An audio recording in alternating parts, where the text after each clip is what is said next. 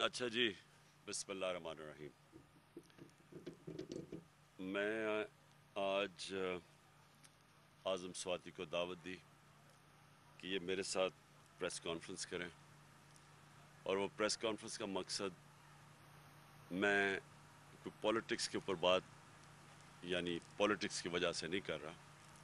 मैं ये एक पाकिस्तानी होते हुए कर रहा हूँ कि जो मैं देख रहा हूँ होते हुए जब से ये जुराइम पेशा लोगों को हमारे ऊपर मुसल्लत किया गया है, एक साजिश के तहत हमारे ऊपर मुसल्लत किया गया है, जो 30 साल से कौम जानती है कि इन्होंने किस किस्म के जुर्म किए हुए हैं हमारे मुल्क से।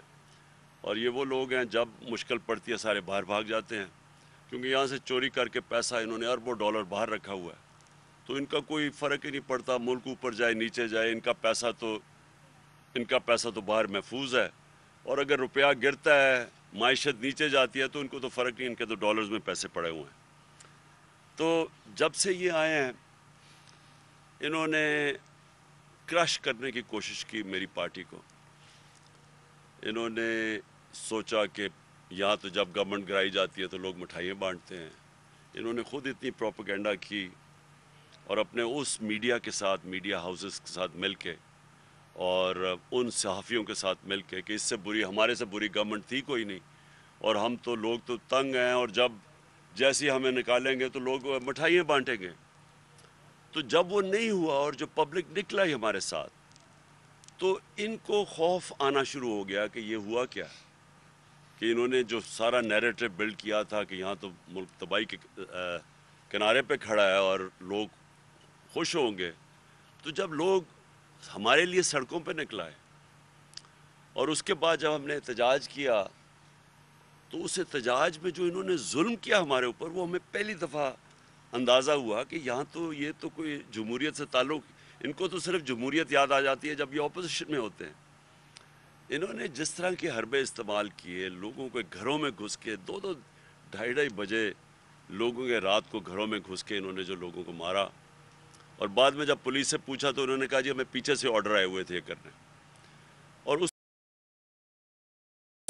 जो उस दिन यहाँ टेयर गैसिंग, शेलिंग की, लाहौर में शेलिंग की, जबकि लिबर्टी पे फैमिलीज आई हुई थी प्रोटेस्ट करने के लिए, तो हमें तब अंदाज़ा हुआ कि ये यहाँ कोई हम जमहूरियत का कोई ताल्लुक़ नहीं है इससे, ये तो एक माफिया अपने आप को बचाने के लिए अब हर चीज़ करेगा हमें क्रश करने के लिए।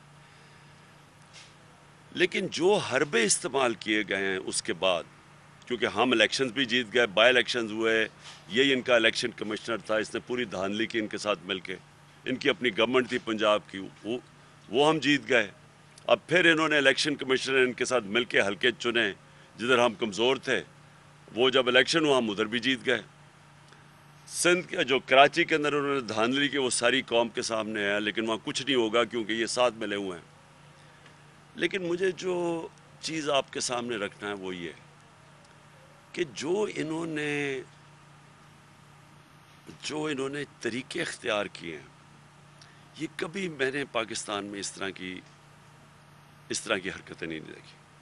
सुना है दहशत गर्दों से ऐसे करते थे, सुना है कोई बहुत बड़े जो मुजरिम जो हों, जिनके जो बात करें शायद उनसे करते हों ऐसी चीज़ें, हमें नहीं पता।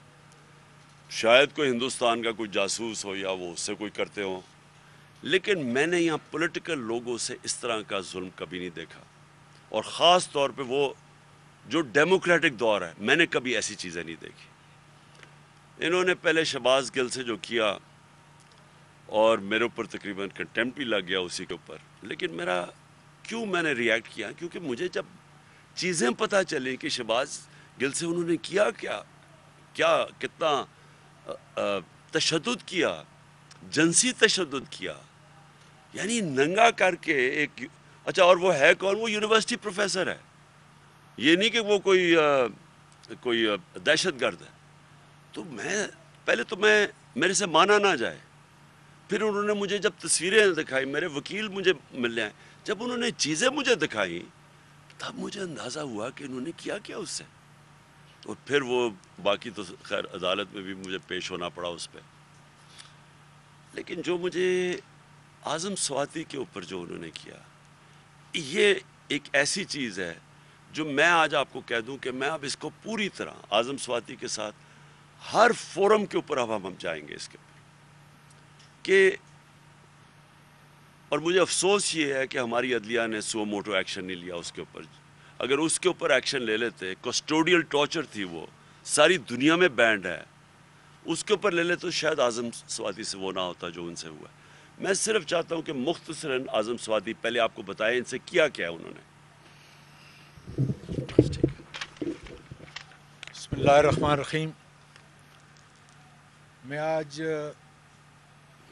पाकिस्तान में रहने वाले पाकिस्तानियों को और बैरून मुल्क जो रह रहे हैं उनको ये पैगाम देना चाहता हूँ कि अल्लाह ताला का शुक्र अदा करें कि पाकिस्तान को आज अल्लाह ताला ने एक ऐसा बहादुर और इंसाफ पसंद लीडर दिया है जिसकी वजह से पूरी पाकिस्तानी कौम एक कौम बन चुकी है।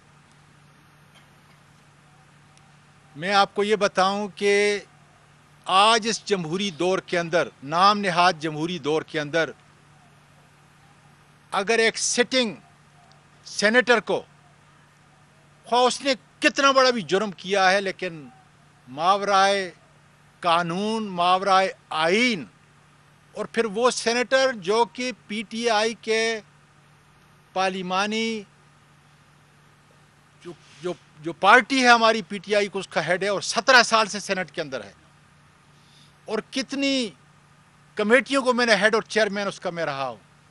आज आपके जो हाई कोर्ट के जजेस हैं और जो सुप्रीम कोर्ट के जजेस हैं, उस कमेटी का भी मैं चेयरमैन हूँ। इसलिए मैं कहता हूँ कि आज अगर अदालत उज़्मा 100 मोटो केस नहीं लेती और उन लोगों को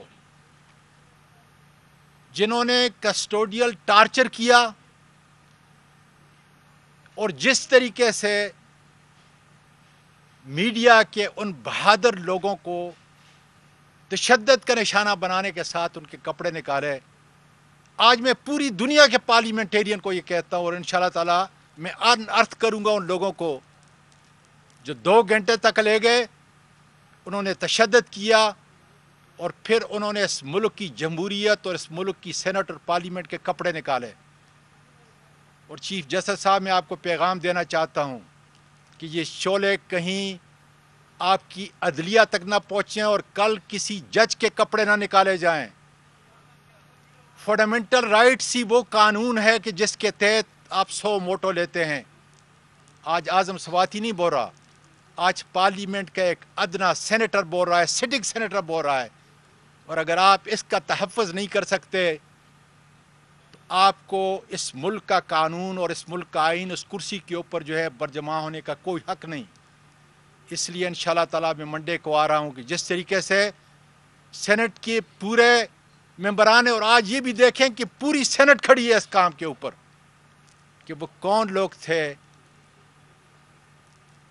किस ज़िल्लत से उन्होंने ये सोचा होगा कि इमरान खान की इस सफाई को गिराएं ताकि ये पैगाम वहाँ तक पहुँचे। लेकिन अल्लाह ताला का शुक्र है कि सीसा पलाई दीवार की तरह खड़े हैं।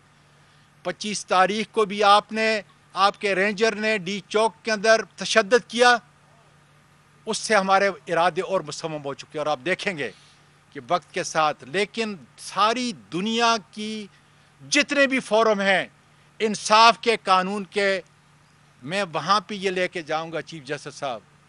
और मैं उम्मीद करता हूँ कि पार्लियामेंट के इस मेंबर की आवाज़ इसलिए कि वो दादा है।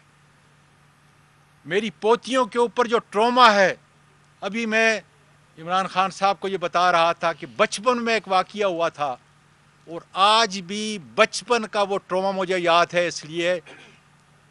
इसलिए सिविलाइज सोसाइटी हमेशा अपने बच्चों को ऐसी दहशत और ऐसे ट्रॉमे से दूर रखती हैं। तो ये मैं नहीं, मेरी वो 3 मासूम जो पोतियां हैं वो भी आपके दर पे आएंगी इंशाअल्लाह ताला। इसलिए एक ही बात है कि अगर इंसाफ के तकाजे पूरे करने हैं, मैं सियासी बात नहीं कर रहा, जुर्म जो भी होगा उसके मुताबिक अदालत जो है सज़ा दे, लेकिन मेरे अखलाक और किरदार को जिस तरीके से आपने ارشد شریف ہیں، صابر شاکر، جمیل فاروقی، بے شمار ہمارے دوست، جس طریقے سے ان کو ننگا کیا گیا، عمران ریاض کو دیکھ لیں۔ آج اگر یہ روش ہے، اگر عدالت عظمیٰ اس کے اوپر جو ہے ایک تحقیق نہیں کرتی، ہم تو یہ کہہ رہے ہیں کہ دیکھیں کیا جرم کیا ہے اور اس کی پاداش کے اندر کیا سزا مل رہی ہے۔ قانون اور آئین سے بالا تر ہو کر آپ کی موجودگی میں انشاءاللہ تعالی میں آپ کے انصاف کے درگاہوں I am going to come to the supreme court, اور خدا کے فضل سے وہاں پر، لیکن اس کانفرنس کے ذریعے عمران خان صاحب کی موجودگی سے فائدہ اٹھاتے ہوئے یہ کہوں گا کہ ملک، جمہوریت، اخلاق اور کردار اس طریقے سے نہیں چل سکتے، اور یقین ہے کہ آپ کے انصاف کے دروازے، جس کے تحت آئین 1973 کے تحت آپ کو فنڈامنٹل رائٹس دیے گئے کی تحفظ کا بنیادی حق آپ کو 184(3) دیا گیا ہے، اس کے دروازے کھولیں گے تاکہ دودھ کا دودھ اور پانی کا پانی ہو جائے، تاکہ آئندہ کوئی پارلیمنٹیرین، کوئی میڈیا کا سفر کرنے والا اور اپنی آواز کو بلند کرنے والا، یا کوئی جج کم از کم اس کے کپڑے جو ہے دوبارہ نہ ملے، دوبارہ جو ہے اس کو وہ شرمندگی نہ اٹھانی پڑے۔ جی، بہت شکریہ۔ میں دو چیزیں ایڈ کرنا چاہتا ہوں۔ ایک یہ کہ اعظم سواتی کے جب یہ اندر آئے ان کے گھر کے اندر کوئی وارنٹ کے بغیر، دیواریں پھلانگ کے گھر میں آئے، ان کو بچوں کے سامنے یہ جو ابھی بات کر رہے ہیں یہ خاص طور پر سن کہ ہمارے کب معاشرے میں یہ چادر اور چار دیواری کی رسپیکٹ نہیں تھی۔ ہمارا تو فیملی سسٹم کے سامنے مارا ان کو۔ جرم کیا تھا جی؟ تنقید کر دی جی کسی بڑے آدمی کی۔ کون سا ملک یہ اجازت دیتا ہے کہ ایک تنقید، ٹویٹ کی تنقید کے اوپر یہ کیا جائے؟ کون سا قانون اجازت دیتا ہے؟ لیکن جو سب سے جو خوفناک چیز ہے کہ انہوں نے پکڑایا ان کو کسی اور کے حوالے کیا۔ وہ لوگ کون تھے؟ کیا ان کو، جب میں یہ چاہتا ہوں کہ چیف جسٹس بلائے ان لوگوں کو، یہ ایف آئی اے کو بلائے اور پوچھے کہ کس کے حوالے کیا گیا تھا جنہوں نے پکڑ کے ننگا کر کے ان کو مارا؟ اور بالکل وہی ہوا جو شہباز گل سے ہوا، اس کو بھی پکڑا دیا کسی کے حوالے، انہوں نے جا کے کوئی 1.5 دن رکھ کے اس کو مارا اور ننگا کر کے۔ جمیل فاروقی سے بھی یہی ہوا۔ سوال یہ ہے کہ کیا یہاں ایسے لوگ ہیں جن کے لیے کوئی پاکستان کا قانون نہیں، اس کی کوئی حیثیت نہیں ہے؟ کیا وہ جو مرضی چاہے اس ملک میں کر سکیں؟ اور اگر آپ یہ اجازت دے دیتے ہیں لوگوں کو کرنے کے لیے، تو اس کا مطلب کہ ملک تو بن گیا بنارا ریپبلک۔ یہی تو بنارا ریپبلک ہے، یہی تو ہے۔ آپ نے کسی کو فیصلہ کیا، اچھا جی وہ چیز اس کی پسند نہیں ہے، اس کو پھینٹا لگا دو، اس کو ذلیل کر دو، لوگوں کو ڈرا دو۔ بات یہ کہ کیا اداروں کی اس سے کوئی عزت کرتا ہے؟ کیا یہ جو یہ کر رہے ہیں، کیا قوم عزت کرے گی اداروں کی؟ نفرتیں بڑھیں گی۔ اپنے ملک کے اندر ہی آپ نفرتیں بڑھا رہے ہیں۔ اور مجھے ابھی بھی حیرت ہے کہ یہاں ہماری کوئی سارا نظام، بس کوئی ایسے نامعلوم افراد ہیں، وہ جو مرضی کریں، سب ڈرتے ہیں ان کا نام لیتے ہوئے، پوچھتے ہوئے، سب کو ڈر لگا ہوا ہے۔ سوشل میڈیا کے لڑکوں نے مجھے بتایا پنجاب میں ہماری گورنمنٹ ہے، وہاں آتے ہیں جی، جب کسی کو اچھا جی اس نے سوشل میڈیا میں کوئی ٹویٹ کر دیا، اٹھا کے اس کو لے کے اس کو مار پینٹا لگا کے اس کو اگلے دن گھر پہ لے آتے ہیں۔ لوگوں کو اٹھاتے ہیں، انہیں کہتے ہیں جی عمران خان کے خلاف سٹیٹمنٹ دو۔ اعظم سواتی سے پوچھ رہے ہیں جی اچھا بتائیں عمران خان نے آپ کو یہ کیا کرنے کے لیے؟ اس کو گل کو بار بار کہتے رہے کہ جی کہو کہ یہ عمران خان نے تمہیں کیا کرنے کے لیے۔ یہ کون لوگ ہیں؟ یہ اس ملک کو فائدہ نہیں پہنچا رہا ہے، یہ ملک کے دشمن ہیں، یہ ہمارے ملک کو تباہ کر رہے ہیں۔ ان حرکتوں سے نہ کسی ادارے کی عزت بڑھتی ہے، نہ اس ملک کے اندر کسی قسم کی جمہوریت آگے بڑھتی ہے۔ لوگوں کی آزادی رائے کو اس طرح بند کر کے کبھی کسی کو عزت نہیں ملی۔ یہ معاشرے کی تباہی کی طرف ہم لے کے جا رہے ہیں، اور سارا کیا کس کے لیے جا رہا ہے؟ بڑے بڑے جو اس ملک کے جرائم پیشہ لوگ وہ آ کے آج اوپر بیٹھ گئے ہیں. فائنانس منسٹر کون ہے؟ کنفیشنل سٹیٹمنٹ دی ہے اس نے کہ میں شریف خان کے لیے منی لانڈرنگ، شریف خاندان کے لیے منی لانڈرنگ کرتا تھا. ہدایبہ پیپر مل میں اس کی کنفیشنل سٹیٹمنٹ ہے. اس کے اوپر BBC فلم بنی ہوئی ہے، وہ قاضی فیملی جو لنڈن چوری کر کے پیسہ وہاں بھیجتا تھا. اور یہ جو ہے شہباز شریف، اس کو اور اس کے بیٹے کو انڈر ٹرائل تھے، سزا ہونے والی تھی ان کو 16 ارب روپے کے کیس پہ، وہ جو FIA کا کیس تھا. نواز شریف وہ بیٹھ کے فیصلے کر رہے ہیں، مفرور ملک کا مجرم ہے، وہ باہر جا کے ملک کے فیصلے کر رہے ہیں. جی آرمی چیف بھاگے جا رہے ہیں، اسے فیصلے لے رہے ہیں. زرداری اس کے کیسز معاف ہو رہے ہیں. یہی نون لیگ نے اسے 2 دفعہ جیل میں ڈالا تھا چوری پہ، آج اس کے ساتھ ملے ہوئے کیسز معاف ہو رہے ہیں. میں تمام سینیٹرز کو، تمام پارلیمنٹیرین کو اور تمام وکلاء کو، میں سینئر وکیل ہوں. رشید رضوی، فاروق نائک یہ میرے کلاس فیلو تھے، گولڈ میڈل میں نے لیا. امریکہ کے اندر ٹیکساس سپریم کورٹ میں نے وکالت کی.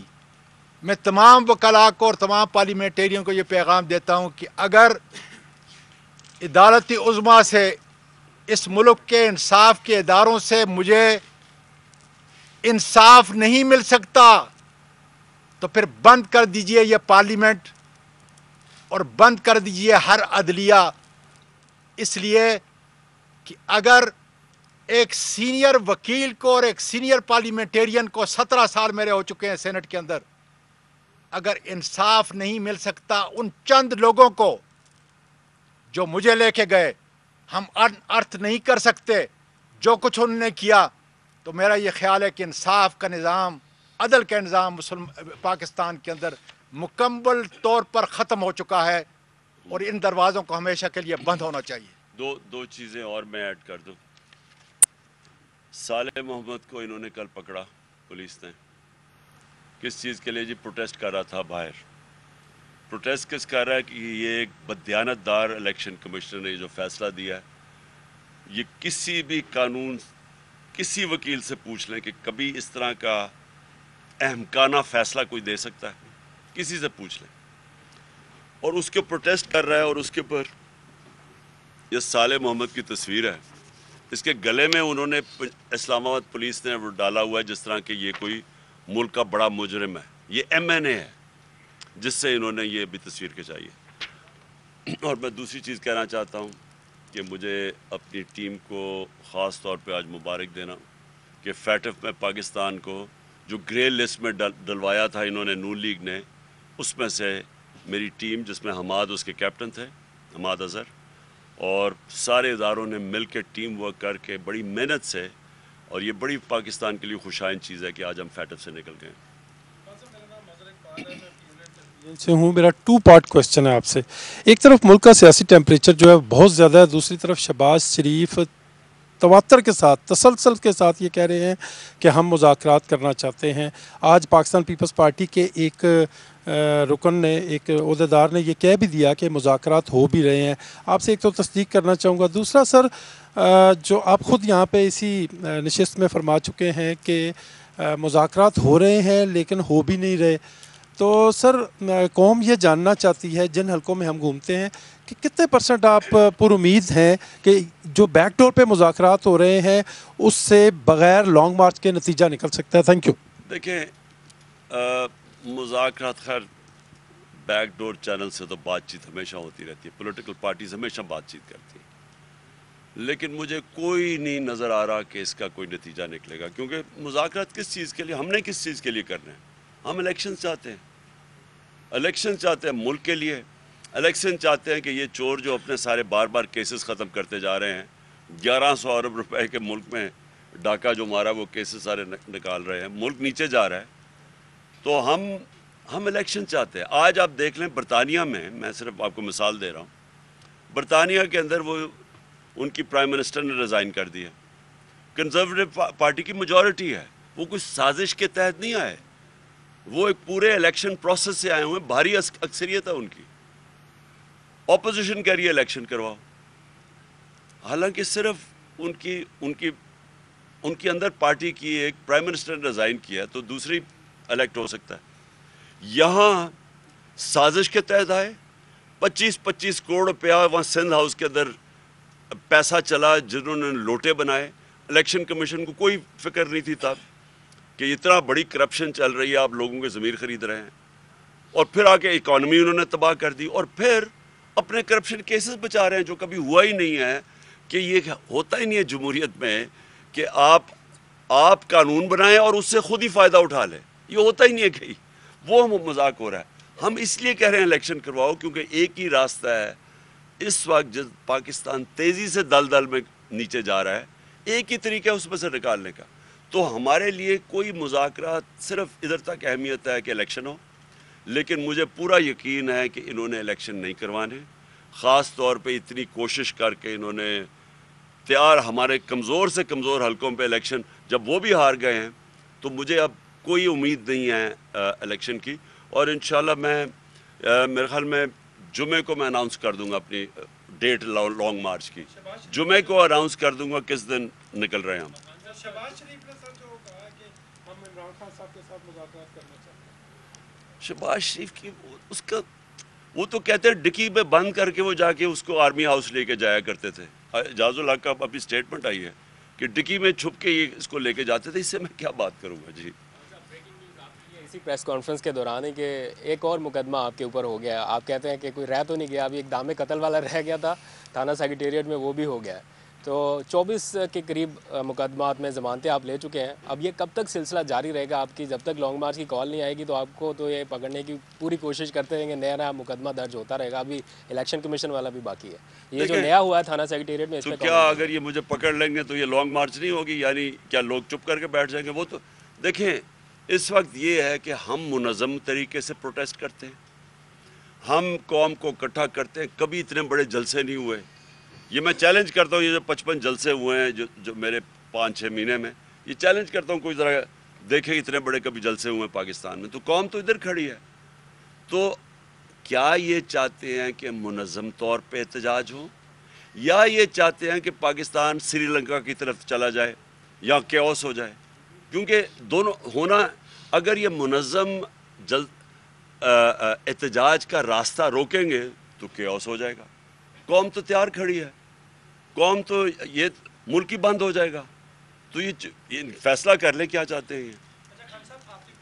یہ سر میرے 2 سوال ہیں آپ سے. پہلا سوال کہ سینیٹر سیف اللہ نیازی, ان کے حوالے سے بھی آپ کی ایک سٹیٹمنٹ آئی, اس کے بعد پی ٹی آئی کا کوئی بیان نہیں آ رہا. آیا وہ گھر واپس آ گئے ہیں, کہاں پر ہیں, کوئی تحریک انصاف کے وہ ظاہر سینئر رہنما ہیں؟ اور دوسری چیز کہ الیکشن کمیشن کی جانب سے جو فیصلہ آیا ہے, کیا الیکشن کمیشن کے اوپر حکومت کا دباؤ ہے یا کسی اور کا؟ کیونکہ آپ نے کہا ہے کہ دیکھیں الیکشن کمیشن کی میں سیدھی آپ کو بات بتا دوں, یہ اتنا بزدل آدمی ہے کیونکہ جو اخلاقی طور پہ آدمی کمزور ہوتا ہے نا, وہ ہوتا ہی بزدل ہے.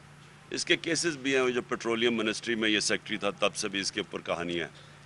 تو یہ تو خود فیصلہ کر سکتا ہی نہیں تھا. یہ جو فیصلہ ہے یہ خود کر ہی نہیں سکتا تھا.